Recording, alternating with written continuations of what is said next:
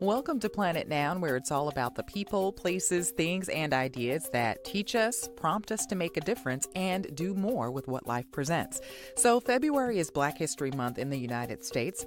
It's a time to focus on the contributions and achievements of African Americans, not only in the past, but to hear, read, and take in the experiences of those who are still with us, still writing their stories. Here's one such person who is also helping to expose folks to the stories of others. On this episode of Planet Noun, a frank, sometimes humorous, sometimes serious chat with George Davis, Executive Director of the California African American Museum. What was the path that you took to get to CAAM? You have about 4 hours. Do you have the 10-minute version?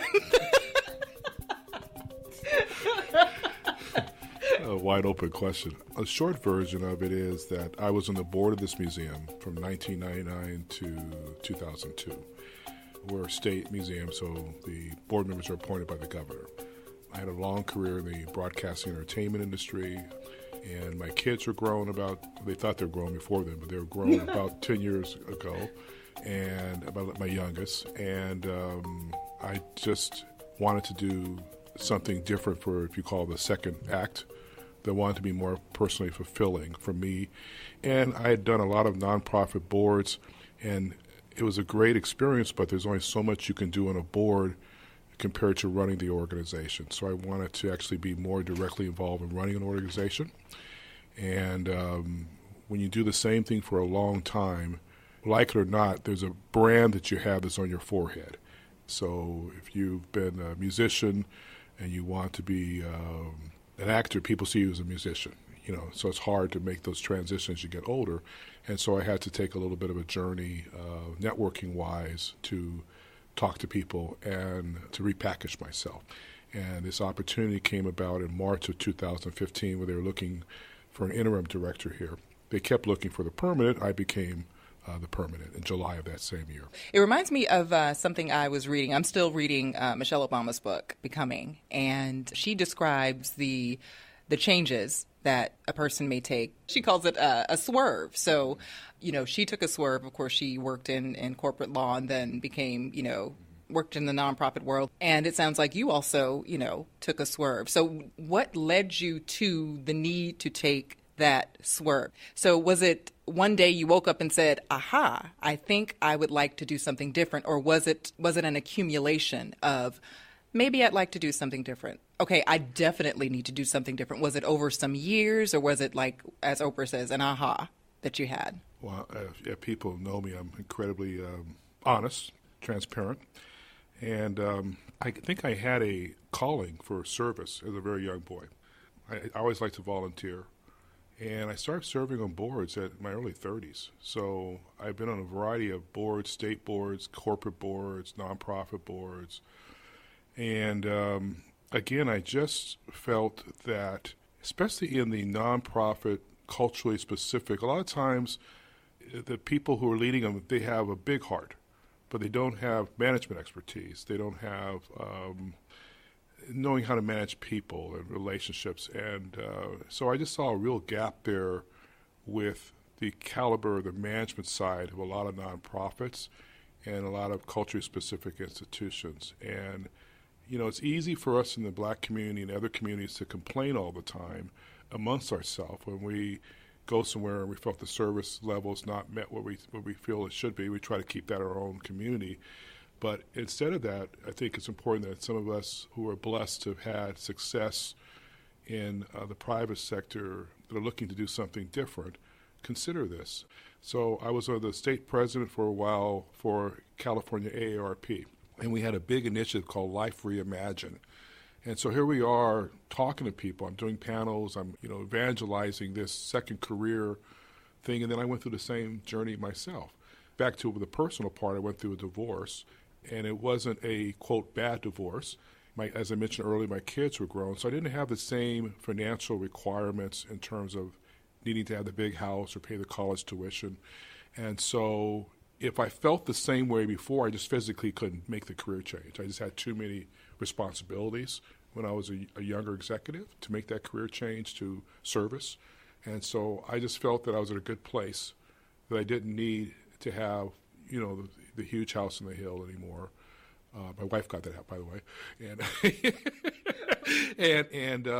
that again, my kids are grown, and because when you make this career change, you're going to make less money, and you have to be prepared for that. And so it was just a good time for me personally. But I've always had a passion for service, and again, I think my experience, a lot of the people that do service come from more social work. They usually don't have MBAs, okay? So I have an MBA.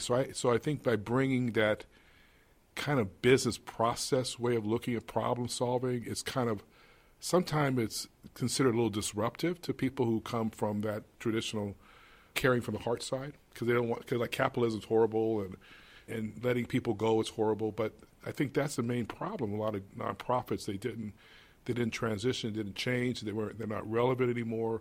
I look at African-American brands that were big when I was growing up, Ebony Magazine, Jet, and I question why weren't they big in digital, okay? And I look at the NAACP, I look at the Urban League, who were ginormous organizations, what they did in their history, and why is Black Lives Matter around now instead of them, So I figure a lot of those organizations did a great job of, at the time they were created, and maybe the leadership, frankly, when they were a little younger.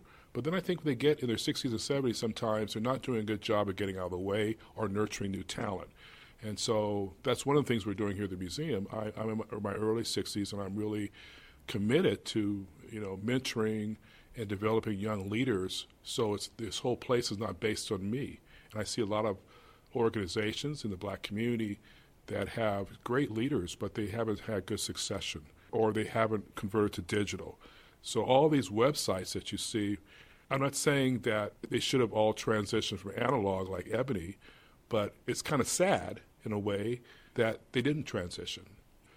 I just think that's really important, is those of us who have business skills or in careers that you have to continually evolve, continually repackage yourself. A lot of times in government or nonprofits, you're not under that same pressure. And so I think that has created a problem on the flip side of them not being relevant to the younger demographics. So whether or not you have that pressure, you still need to kind of pinch yourself to make those, to go through different types of evolution so that you can stay relevant? Well, I'm sure Sears thought they were relevant when they had the catalog. I'm sure Toys R Us thought they were relevant. I'm sure Tower Records, California, back in the day.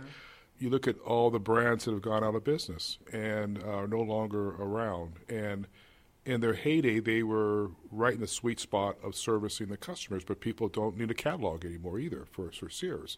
And so I think either the wolf at the door, if you're in a profit business where you're always having competitors that scare you to death and force you to be relevant, but I think the others have to not wait until you're forced, and you have to see and have a vision of where things are going. No one forced me to dramatically change this institution. I just knew it had to get changed dramatically. We were a museum that really skewed mainly for people over 50. We were almost 100% African American. And my kids in their 30s and their friends never came here. They had no reason to come here. There wasn't anything that was relevant for them. So what happens is a lot of times we present programming of our generation, and then we lecture the young people as to why they didn't attend, and something's wrong with them. Instead of like, well, maybe that John Lewis documentary needs to be packaged a little different. Maybe the video's too long. Maybe, you guys have ADHD, you know what I mean? So we have to find ways to be engaging. And again, someone who's well-meaning might not see that if they don't have younger staff or people in their life who are kind of helping them, they're actually listening to it. Otherwise, you keep using the same playbook, and then you blame the audience. So what are some of the changes that you've made? I know you said you are mentoring younger folks. What are some of the changes that you've made as far as content in the museum?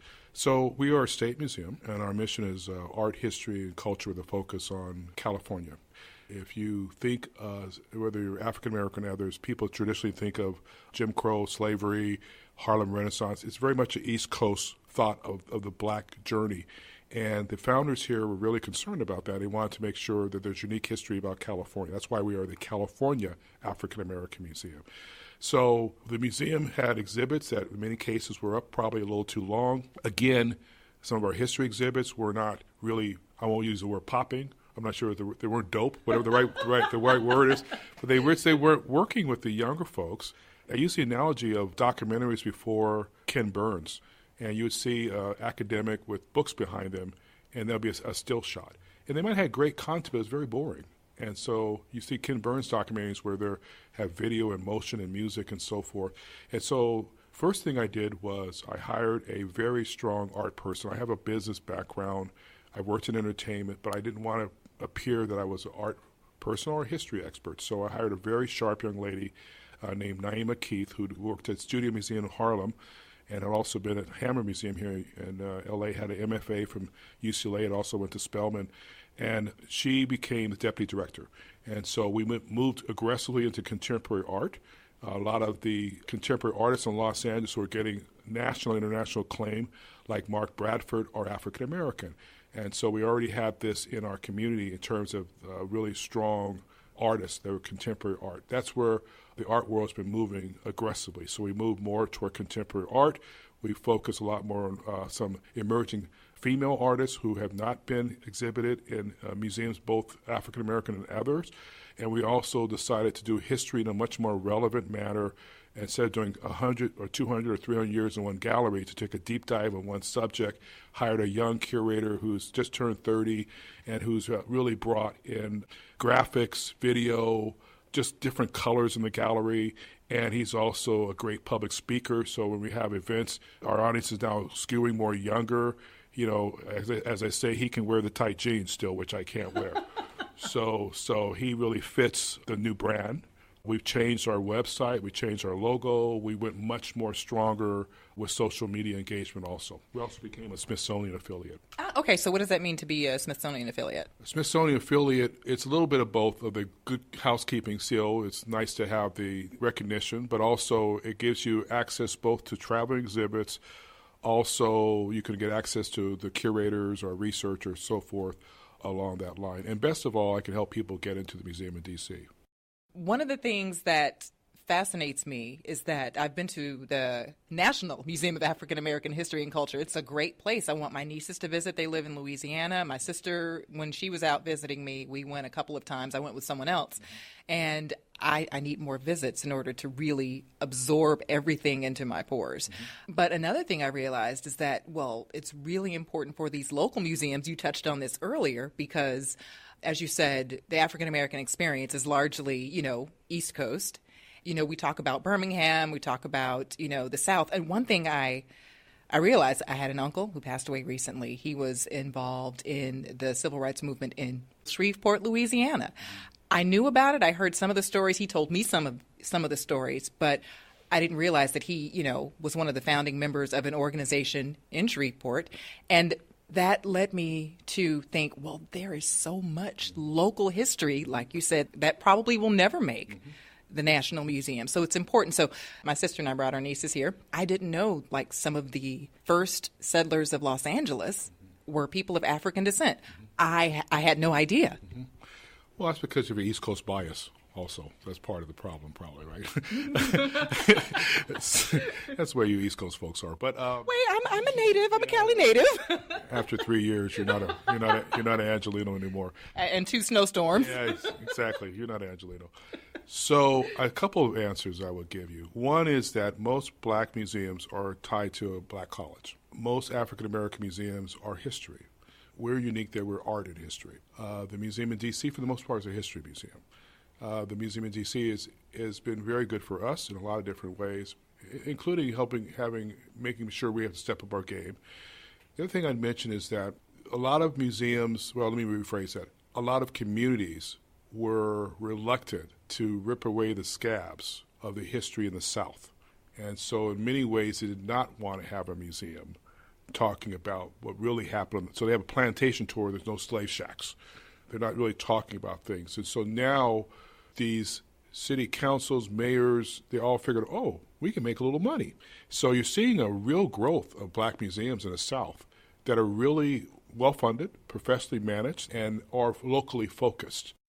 The other part of it is that the reason why culture-specific museums exist is that coming out of the riots in the 60s, there was a feeling of a lot of things besides television and media imagery that you didn't see images of yourself at the mainstream museums that you visited either. So that become, Chinese museums, Jewish museums, Black, all these culture-specific museums start sprouting up. Well, what's actually happening now, which is really how you look at it, I think is positive, is that the mainstream museums are finally fully recognizing that you're in Baltimore, you have 70 or 60 whatever percent of African Americans, and you go to their main museum and there's no African Americans on the wall, that they have to look at they acquire African American art, that they might deaccession some of the art that they have in there. And so you're seeing a lot of African American exhibits in non-African American museums. So the Broad Museum here in town is having an exhibit this year, Soul of a Nation.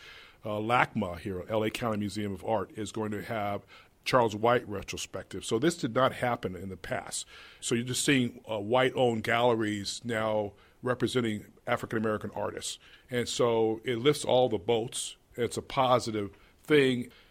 Sean Combs bought a piece from Kerry James Marshall last year for $21 million, which is the highest amount ever for a living African-American artist. So the collectors who might not be, shall we say, experts in civil rights movement are also capitalists, and they're going, this is a hot market, too.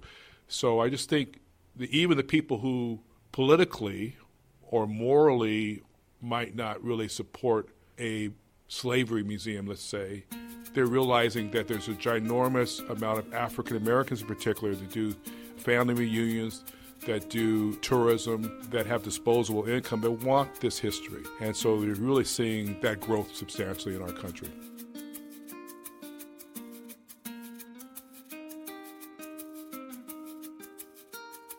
One thing I learned at a museum in Baltimore, there's so much. I'm realizing there's just so much I don't know about my own history.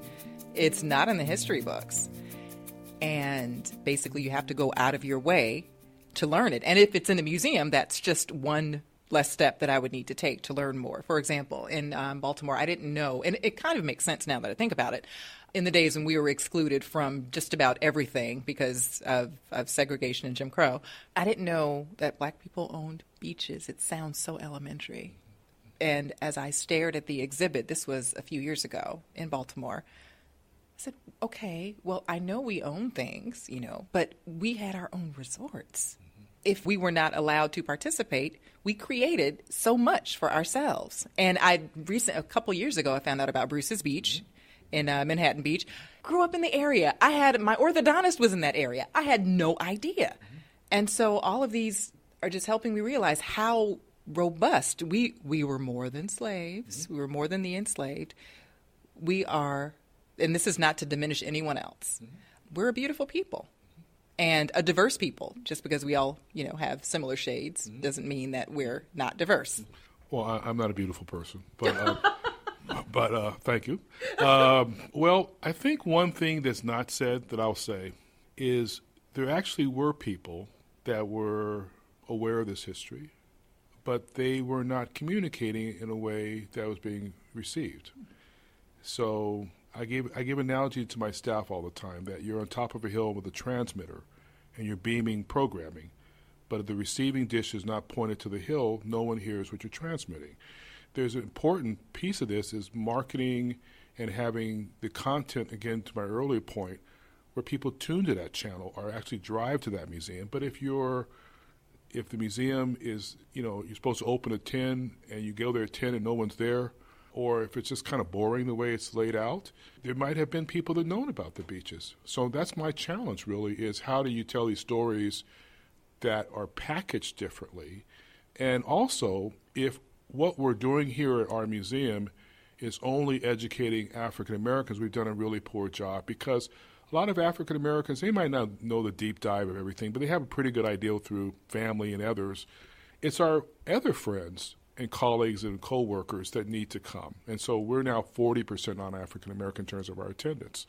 There's an old saying about preaching to the choir, and if you got to have other people coming in to hear the choir if you're going to grow the church. So I don't disagree with you about the lack of these stories not told, but I do feel that if the answer is just more museums, But if it's boringly presented, I don't know if that's a word, but if it's presented in a boring manner. It's a word today. Okay. Boringly. I kind of know how to spell that. But if it's presented in a way where even my generation is bored, God help me taking my grandson there. You know, it's something not talked about a lot, especially in the black community, is our expectation of professional service and professional delivery.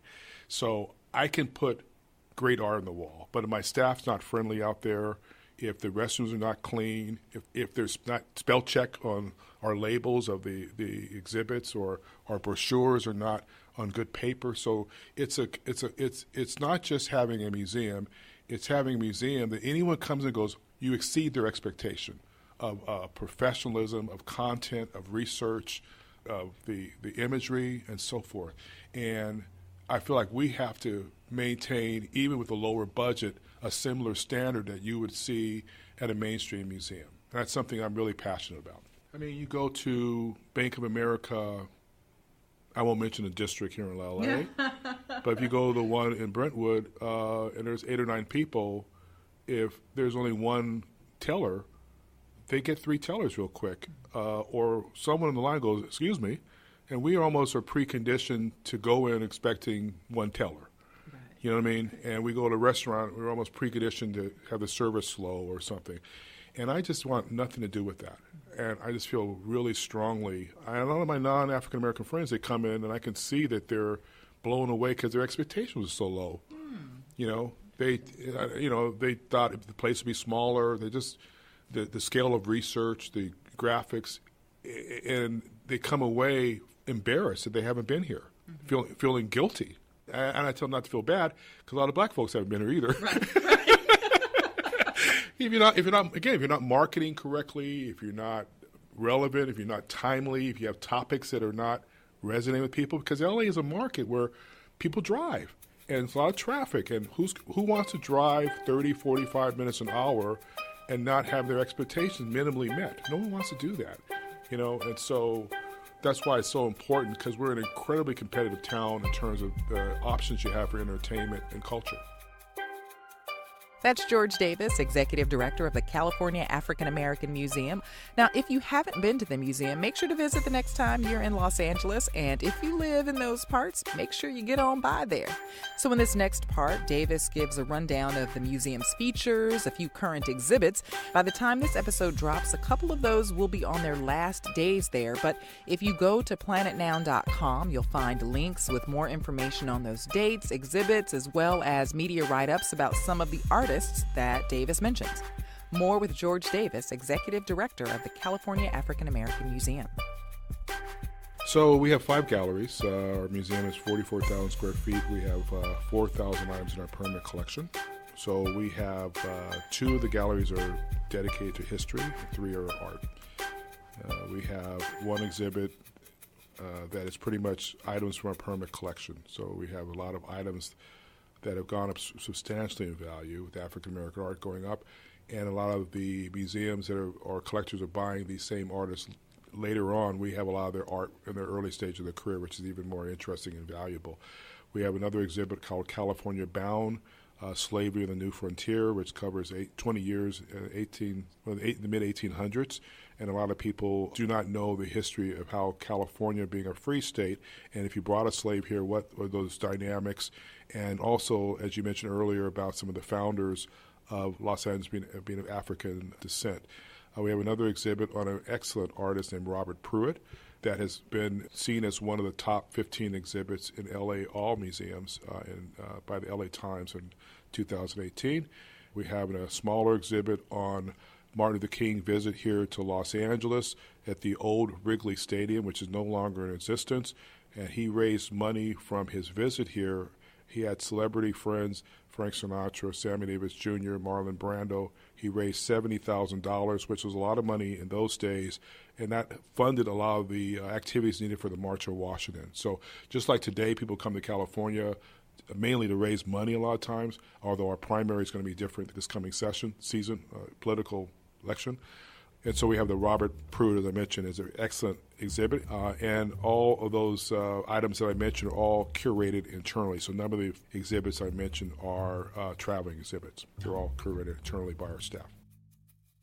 You are listening to Planet Noun, People, Places, Things, Ideas, and a conversation with our person for this episode, George Davis, Executive Director of the California African American Museum.